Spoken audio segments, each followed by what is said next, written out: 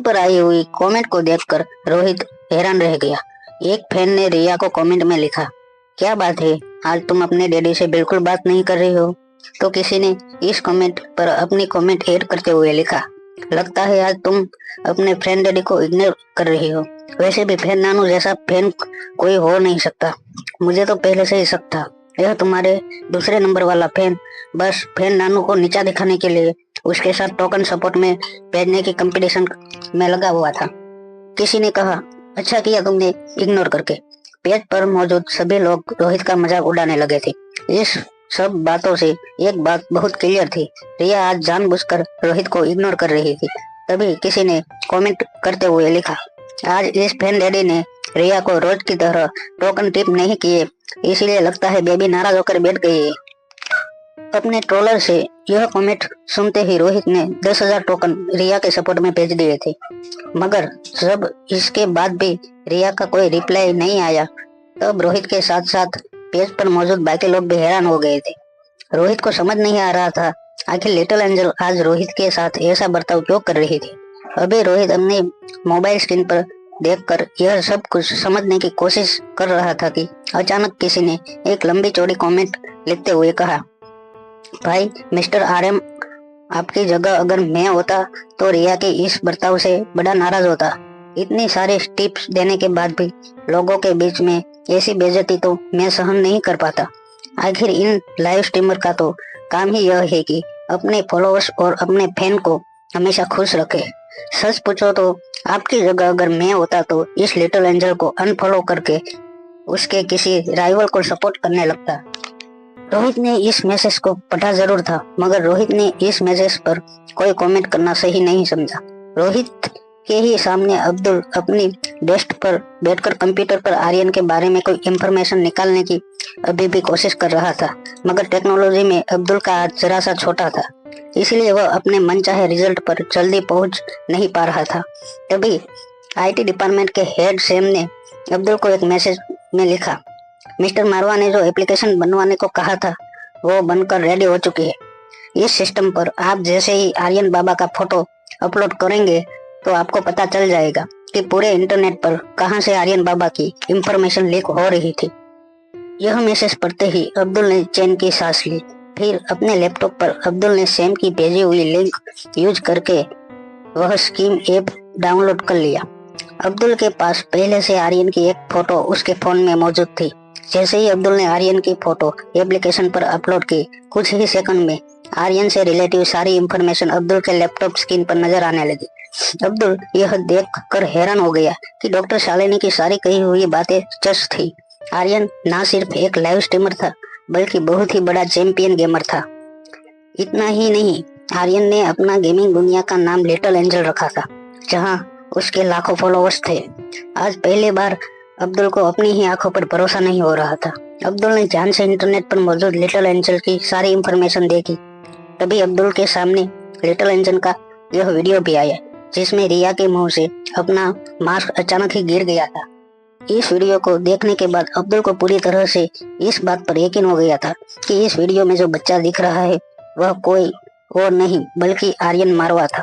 कांच के विंडो से बाहर हॉल में बैठे हुए आर्यन को देखकर अभी भी अब्दुल को विश्वास नहीं हो रहा था कि लैपटॉप स्क्रीन पर दिख रहा बच्चा और सामने बैठा हुआ बच्चा एक ही था, क्योंकि जो बच्चा सामने सोफा पर बैठकर अपनी किताब पढ़ रहा था वह बिल्कुल ही भोला भाला मासूम बच्चा था, और इस वक्त लैपटॉप स्क्रीन पर जो बच्चा नजर आ रहा था वो कॉन्फिडेंट, स्मार्ट और चालाक बच्चा था। अब्दुल इस लिटिल एंजल से जुड़ी हुई हर खबर पढ़ने लगा। लिटिल एंजल किस तरह से अपने फॉलोअर्स को जवाब देती, किस तरह से अपने फ्रेंड नानू के साथ बात करती थी, किस तरह से बात बात पर वह अपने हाथ हवा में उछालकर अपनी खुशी जाहिर करती थी। हर चीज को देखकर अब्दुल को एक नया शौक मिलता था। अब्दुल को यकीन नहीं हो रहा था कि बच्चे को उनसे बचपन से चुपचाप डरा और सहमा हुआ देखा था। उस बच्चे के अंदर ऐसी पर्सनालिटी भी हो सकती है जो बिंदास, कॉन्फिडेंट और हाजिर जवाबी था। अब्दुल धीरे से रोहित मारवा की केबिन से बाहर निकला और धीमे कदमों से सोफा पर बैठते हुए आर्यन की ओर आगे बढ़ने लगा। आर्यन सोफा पर बैठकर अपनी किताब पढ़ रहा था।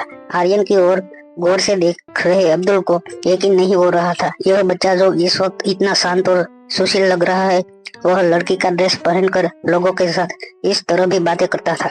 अब्दुल काफी सालों से रोहित मारवा के यहाँ काम करता था। आर्यन बिल्कुल छोटा सा बच्चा था। तब से लेकर आज तक रोहित और आर्यन की हिफाजत अब्दुल ने न सिर्फ प्रोफेशनली बल्कि इमोशनली जोड़कर भी की थी। कहीं ना कहीं आर्यन का यह रूप देखकर अब्दुल को आर्यन के लिए बहुत फिक्र होने लगी थी। अब्दुल को यह भी पता था कि रोहित मारवा आर्यन का इलाज किसी साइकेट्रिक से करवाना चाहता था। आज आर्यन का यह रूप देखकर अब्दुल को रोहित का डिसीजन बिल्कुल सही लगने लगा था। आज अब्दुल ने खुद देख लिया था अपनी आंखों से कि आर्यन के अंदर दो पर्सनालिटी मौजूद थी, एक जो अभी उसके सामने थी और दूसरी जो अभी उसने लैपटॉप पर देखी थी।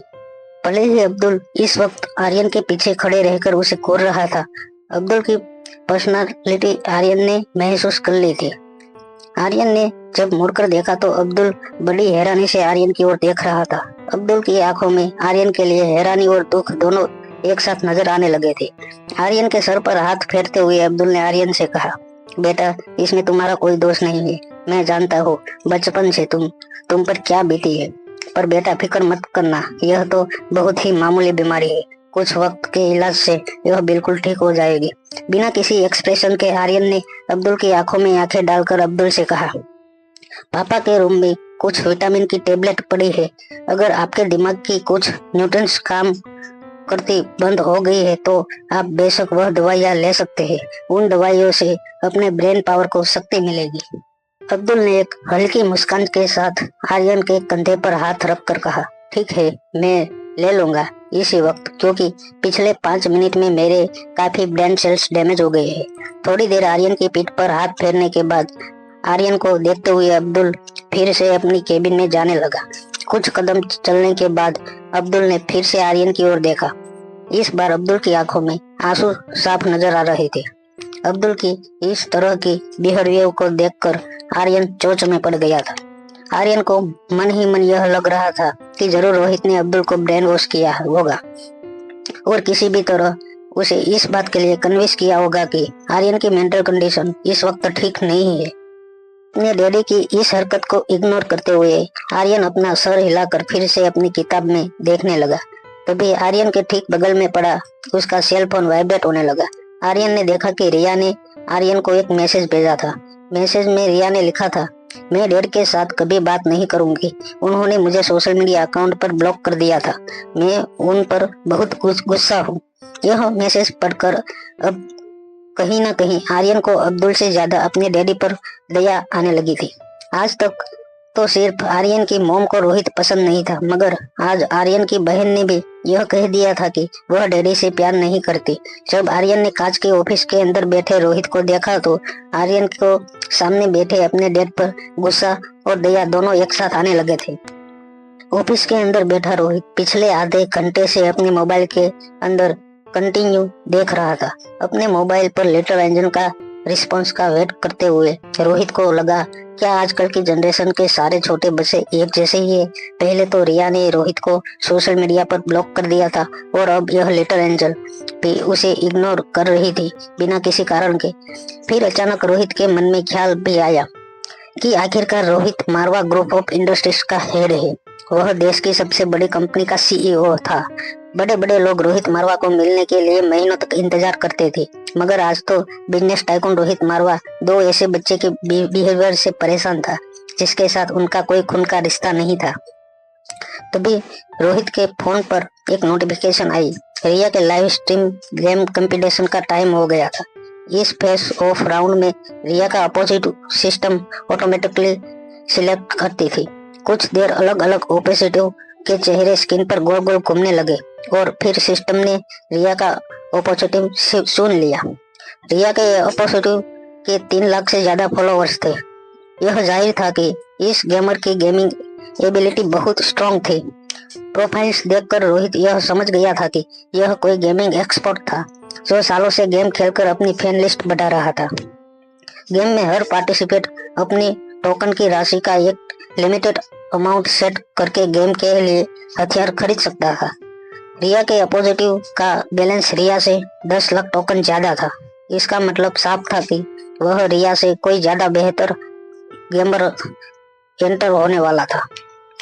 रिया के सपोर्टर्स ने इस बात को नोटिस कर लिया था। उन्होंने रिया से कमेंट करके कहना शुरू किया, अगर तुम्हें बेहतरीन गन और बेहतरीन परफॉर्मेंस चाहिए तो तुम्हें और टोकन की जरूरत होगी, और स्पॉन्सर डैडी से कहो कि तुम्हें और टोकन भेजे। पर किसी भी हालत में रिया रोहित से नहीं कहने वाली थी कि वह उसे टोकन भेजे। हालांकि रिया जानती थी कि उसके पापा ने आज तक उसे कोई पॉकेट मनी नहीं दी थी। वह चाहती तो जरूर अपने इतने साल की पॉकेट मनी अपने पापा से एक साथ डिमांड कर सकती थी, मगर रिया ने यह ठीक नहीं समझा और इस वक्त वैसे भी वह रोहित से कोई बात नहीं करना चाहती थी।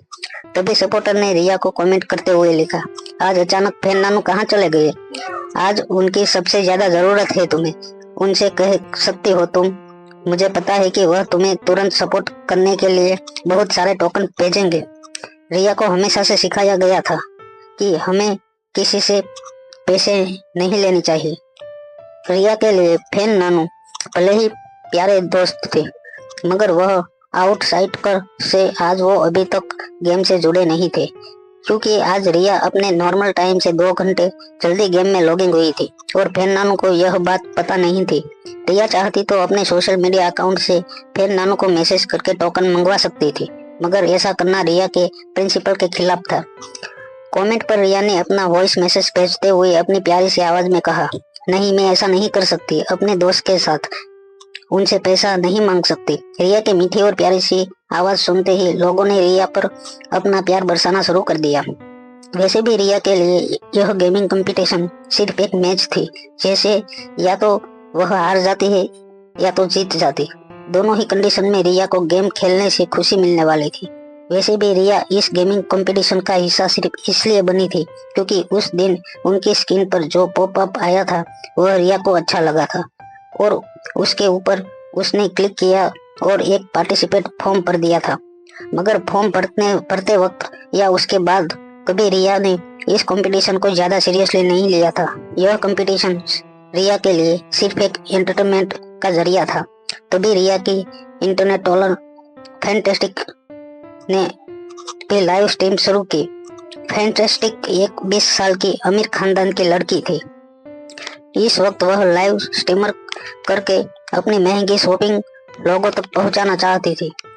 वो इस वक्त एक महंगे स्टोर में वीआईपी रूम में वेट कर रही थी ताकि स्टोर के मैनेजर और बाकी सेल्फ स्टाफ स्टोर में आई लेटेस्ट और यूनिक चीजें की बैग जूते उसके पास लेकर आए। स्टोर में बैठी प्लास्टिक प्रिंसेस को देखकर यह पता चल रहा था कि इस स्टोर में सस्ते से सस्ता कपड़ा शायद किसी आम आदमी की गाड़ी की कीमत का होगा। फैंटास्टिक प्रिंसेस जिस काउच पर बैठी थी उसके सामने एक टेबल पर उसके लिए चॉकलेट स्टिक, कुछ पेस्ट्री और कुछ जूस रखे थे और बेहद शानदार कपड़ों में स्टाफ फैंटास्टिक के आसपास घूमकर उसे अलग अलग चीजें दिखा रहे थे। फिर अपने हाथों में फ्रूटी पकड़कर लाइव स्ट्रीम पर फैंटास्टिक प्रिंसेस ने अपने फॉलोअर्स से कहा, फ्रूट सेहत के लिए बहुत फायदेमंद है, इससे विटामिन आपकी स्किन पर और बाल के लिए बहुत अच्छे हैं, पर हाँ इस स्टोर की फ्रूट तो लाजवाब है। यह कहते हुए फैंटास्टिक प्रिंसेस ने टी का एक सिप लिया और फैंटास्टिक के लाइव स्ट्रीम पर किसी ने कमेंट करते हुए फैंटास्टिक से पूछा, अभी अभी मुझे पता चला है कि लिटिल एंजल की मैच आज द किंग गेमर के साथ होने वाली है। क्या आपको लगता है कि आज रिया इतने बड़े प्लेयर के सामने जीत जाएगी? इस बात पर हंसते हुए लाइव स्ट्रीमर पर फैंटास्टिक ने कहा, द किंग गेमर को मैं काफी सालों से जानती हूँ। वह एक बहुत ही अच्छे और बड़े परिवार का लड़का है। गेम खेलना न सिर्फ उनका शौक है बल्कि उनका पैशन भी है। हम काफी सारी पार्टी में मिले हैं, आज चाहे दिल्ली में एक्सपोर्ट भी आ जाए मगर मेरा दोस्त यह गेम नहीं हार सकता। मुझे पूरा यकीन है कि वह इस कंपटीशन को टॉप 10 फाइनलिस्ट की रेस में जरूर पहुंचेगा। चलिए हम सब भी इस मैच को फॉलो करते हैं और देखते हैं कि उस मैच में क्या चल रहा है। फैंटास्टिक प्रिंसेस ने अपने पर्स से दूसरा फोन निकाला और रिया और द किंग के चल रहे फेस ऑफ मैच पर क्लिक किया। जब फैंटास्टिक प्रिंसेस ने दोनों के मैच की शुरुआत के पॉइंट्स पर नजर डाली तो मुस्कुराते हुए अपने लाइव स्ट्रीम पर कहने लगी, क्या आप लोगों ने इन दोनों के पॉइंट्स के बीच का डिफरेंस देखा है? क्या आप लोगों को लगता है कि हमें यह गेम करने की भी कोई जरूरत है, क्योंकि इस मैच में कोई दम ही नहीं है? मैं तो कहूँगी लिटिल एंजल को मैच खेलने से पहले हार मान लेनी चाहिए। इससे उसका फेस का दिल भी नहीं टूटेगा और द किंग गेमर के फैंस का टाइम वेस्ट भी नहीं होगा। तभी किसी ने लाइव स्ट्रीम पर सवाल पूछा, तुम कहना क्या चाहते हो, जरा खुलकर बोलो। हंसते हुए फैंटास्टिक प्रिंसेस ने इस बात का जवाब देते हुए कहा, आप लोगों ने देखा नहीं, आज लिटिल एंजल का नंबर 1 फैन और नंबर 2 फैन क्यों कुछ नहीं कर रहे हैं? अब तो आपको पता चल गया होगा ना, यह लिटिल एंजल के सबसे बड़े 2 फैन और कोई नहीं बल्कि कोई फेक है। तभी किसी ने इस बात के जवाब में कमेंट लिखते हुए कहा, यह पर तुम कैसे कह सकती हो? आज तक इन दोनों ने लिटिल एंजल के सपोर्ट में अपनी जेब से कितना पैसा डाला है? अगर टोकन्स का हिसाब लगाया जाए तो दोनों को मिलाकर अब तक लाखों में खर्च किए गए हैं। अपने दोनों होठों के लिपस्टिक को मिक्स करते हुए फैंटास्टिक ने बड़ी सख्त आवाज में अपने फॉलोअर्स की इस बात का जवाब देते हुए कहा, मैं आप लोगों को बताती हूँ कि एक फेक फैन और एक रियल फैन में क्या फर्क होता है। रियल फैन जो होते हैं वह अक्सर काफी सारे लाइव स्ट्रीमर को फॉलो करके फिर उसमें से अपना चहीता स्पेश करते हैं। अगर देखते हैं इस लिटिल एंजल के नंबर 1 और नंबर 2 फैंस को उन्होंने और कितना गेमर्स को फॉलो किया है, यह देखते ही हमें पता चल जाएगा कि यह रियल है या फेक। जैसे ही फैंटास्टिक प्रिंसेस ने यह बात बताई, हजारों लोग थम्स अप का इशारा करते हुए उसकी बात को सपोर्ट करने लगे। फिर अपने फोन को लाइव स्ट्रीमिंग में दिखाते हुए फैंटास्टिक प्रिंसेस ने लिटिल एंजल का अकाउंट पर क्लिक किया। फैन नानू का अकाउंट चेक करने के बाद दबी हुई आवाज में फैंटास्टिक प्रिंसेस ने अपने फॉलोअर्स से कहने लगी, देखो, मैं नहीं कहती थी, जब आप खुद ही देख लीजिए इस अकाउंट को। बिल्कुल फ्रेश अकाउंट है, एकदम नया, 0 फॉलोइंग्स और 0 फॉलोअर्स। यह सिर्फ एक ही गेमर को फॉलो करते हैं, वह है लिटिल एंजल। चलिए अब दूसरे अकाउंट को और बढ़ते हैं। जैसे ही फैंटास्टिक ने आरएम के अकाउंट पर क्लिक किया, वहां पर भी उसे यही चीज नजर आई।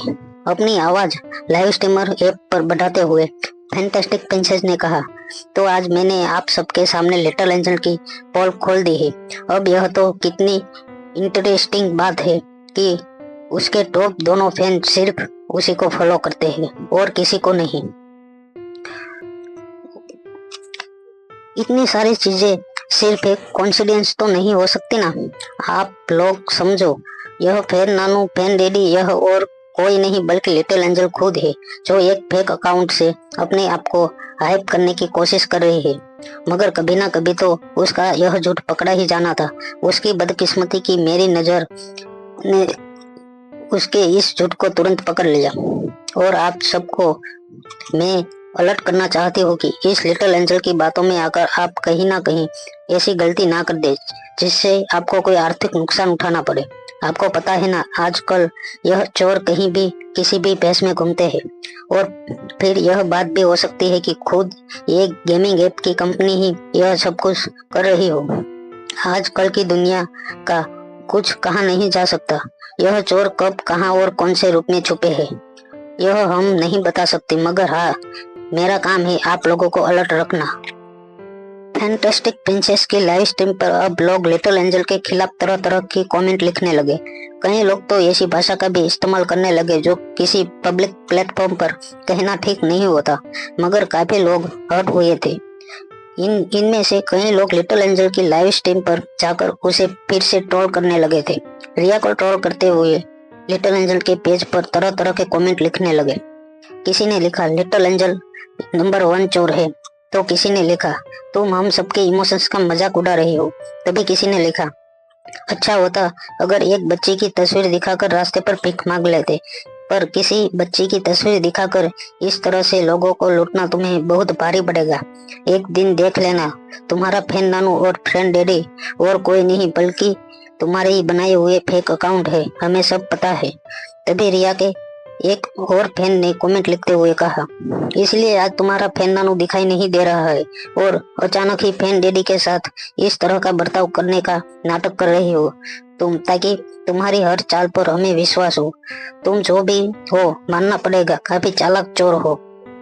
पेज पर आ रही एक के बाद एक कमेंट को रोहित बड़े गौर से पढ़ रहा था।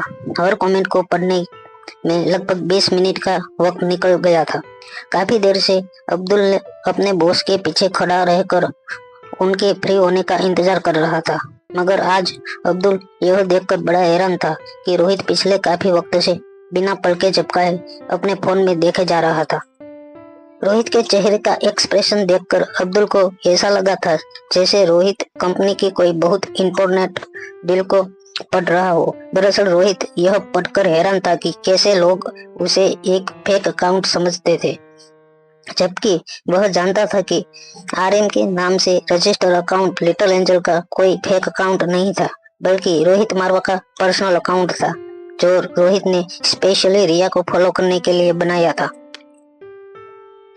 रोहित अपने फोन पर कुछ टाइप करने ही वाला था कि रोहित ने अपनी स्क्रीन पर रिया का एक मैसेज फ्लैश होते हुए देखा। रिया ने अपने टॉलर्स को जवाब देते हुए लिखा, मेरे फैन नानू कोई फेक अकाउंट नहीं है, उनके बारे में कोई भी बुरी बात मैं नहीं सुनूंगी। यह मैसेज देखते ही रोहित हैरान हो गया। लिटिल एंजल ने सिर्फ फैन नानू के बारे में जिक्र किया था और फैन डैडी के बारे में कुछ नहीं लिखा था। रोहित को हमेशा से लगता था कि वह खुद एक बहुत ही टॉलर और पेशेंट इंसान था। बचपन से ही रोहित को गुस्सा बहुत कम आता था, चाहे कैसी भी परिस्थितियां हो। हमेशा रोहित ने ठंडे दिमाग से काम लिया था और इसीलिए शायद वह बिजनेस में भी ऐसी डिसीजन लेता था जिससे हमेशा कंपनी को ही फायदा हुआ था।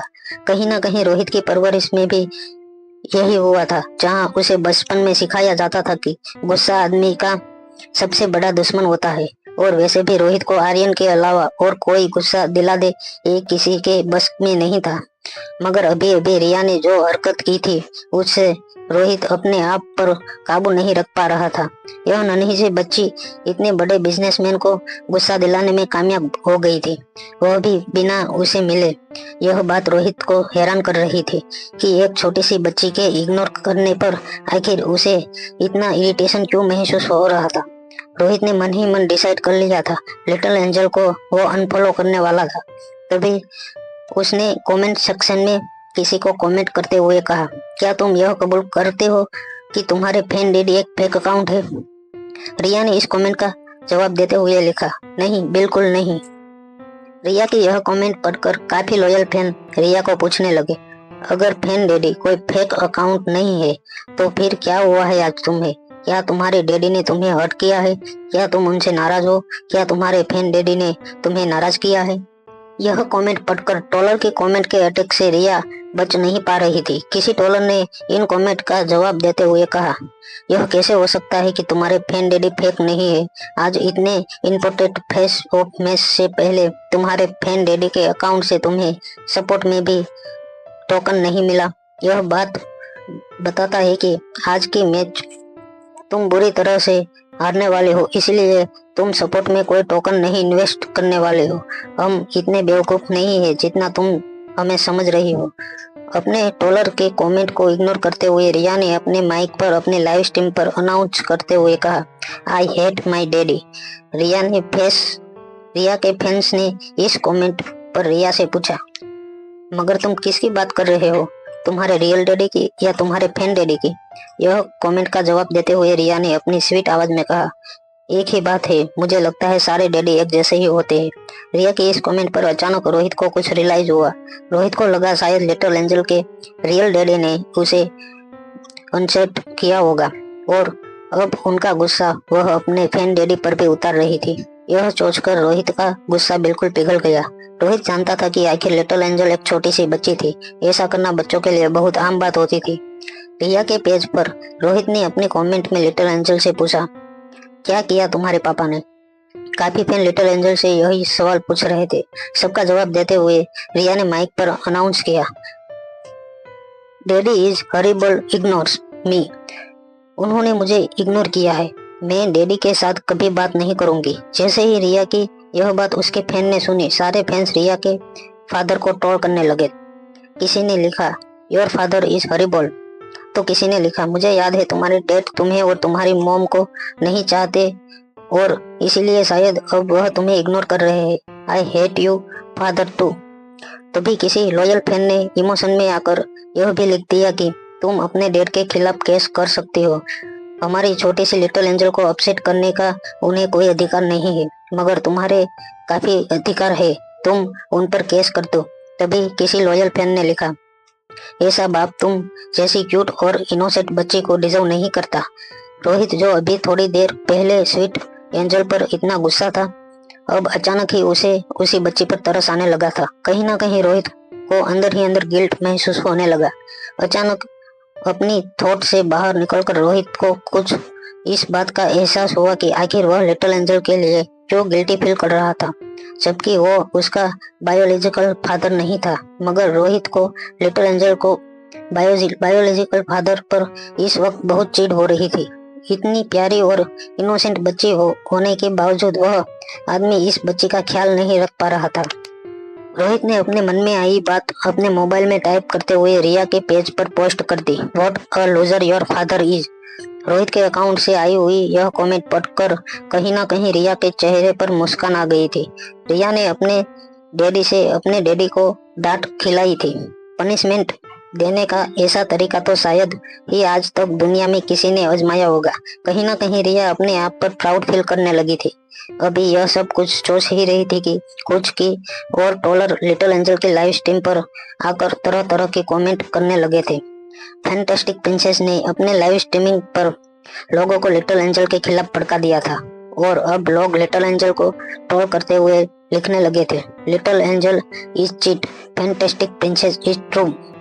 तभी किसी फॉलोअर ने रिया के पेज पर कमेंट करते हुए लिखा, देखो मैं तुम्हारा एक बहुत ही लॉयल फैन हूँ और तुमसे सिर्फ इतना कहना चाहता हूँ कि इस वक्त तुम्हारा अपोजिटिव द किंग गेमर बहुत सारी तैयारियां करके बैठा है, क्योंकि उसके पास तुमसे ज्यादा टोकन है और बिना आर्म्स एप्लीकेशन के तुम उसे नहीं हरा सकती। यह बात तुम भी अच्छी तरह से जानती हो। अगर तुम इस कंपटीशन में आगे बढ़ना चाहती हो तो तुम्हें अपने फैन नानू या फैन डैडी से कहकर और टोकन इकट्ठा करने होंगे, वरना इस गेम में तुम्हारी हार पक्की है और लोग यह समझेंगे, क्योंकि तुम पहले से जानती थी कि तुम द किंग गेमर के सामने हारने वाले हो, तो तुमने जानबूझकर पहले ही हथियार डाल दिए और तुम्हारे नंबर 1 फैन और नंबर 2 फैन एक फेक आईडी है। तभी रिया के काफी लॉयल फॉलोअर्स रिया के सपोर्ट में एक के बाद एक टोकन भेजने लगे थे, मगर अभी भी लगभग 30,000 टोकन कम पड़ रहे थे रिया को द किंग गेमर की बराबरी करने के लिए। तभी किसी फैन ने लिटिल एंजल की पेज पर लिखते हुए कहा, फैन नानू तो चलो किसी वजह से आज गेम से नहीं जुड़ पाए हैं, मगर फैन डैडी तो इस वक्त ऑनलाइन ही है, तुम ही मदद कर दो अपनी लिटिल एंजल की। फैंस के इस बात पर रिएक्ट करते हुए रोहित ने लिखा, मैं मदद करने के लिए तैयार हूँ, मगर मुझसे तो लिटिल एंजल ने एक बार पूछा भी नहीं। अगर वह कहेंगी तो एक ही सेकंड में मैं बचे हुए टोकन उसके सपोर्ट में भेज दूंगा।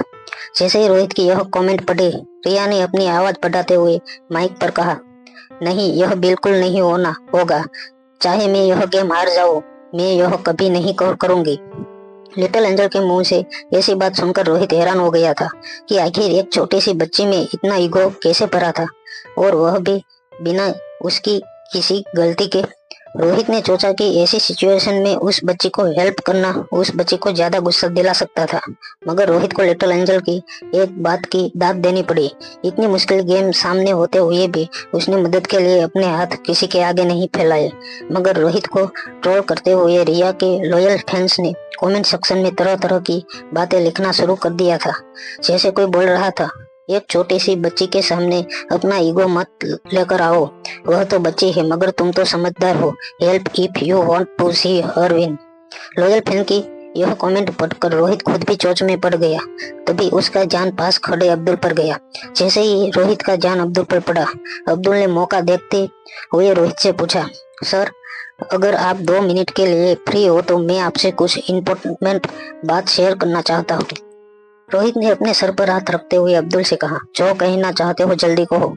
एक लंबी सी सांस अपने शरीर के अंदर भरते हुए अब्दुल ने रोहित से कहा, सर हमारा आर्यन एक बहुत बड़ा गेमर है लाइव स्ट्रीमिंग ऐप पर गेम खेलता है और देश और दुनिया में उसके कई सारे फैंस भी है।